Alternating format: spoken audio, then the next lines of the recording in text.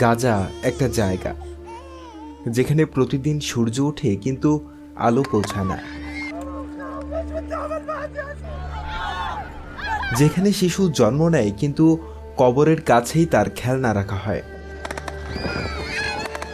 তারা মুসলিম, তারা মানুষ, তারা ফিলিস্তিনি, কিন্তু আজ তাদের জীবনের দাম একটা পাথরের চেয়েও কম। সারা বিশ্ব চুপ, আর জালেমরা একের পর এক জীবন মুছে দিচ্ছে। কিন্তু আল্লাহ চুপ নন। জালেমরা যা করছে, আল্লাহ তা থেকে গাফির নন। তিনি শুধু তাদের এমন এক দিনের জন্য সময় দিচ্ছেন যেদিন চক্ষু স্থির হয়ে যাবে। সূরা ইব্রাহিম আয়াত 42। আল্লাহ দেখছেন যে শিশু তার মায়ের বুকের দুধ পায়নি, পেয়েছে বোমার টুকরো। যে বৃদ্ধ নামাজে ছিলেন, তার কবর হয়ে গেছে সেজদার জায়গা।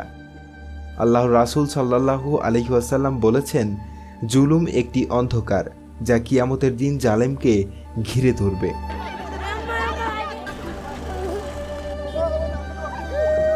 হ্যাঁ, তারা শাস্তি পাবে, হয় দুনিয়া নয়তো আখিরাতে, কিন্তু তারা পাবে।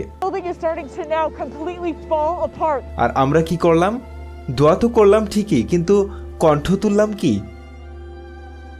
তাদের রক্ত যদি আপনাদের বিবেক না জাগায়, তাহলে মনে রাখতে হবে, আপনি জালেম নন ঠিকই, কিন্তু জুলুমের পক্ষে থাকাও কিন্তু এক ধরনের অংশীদারিত্ব।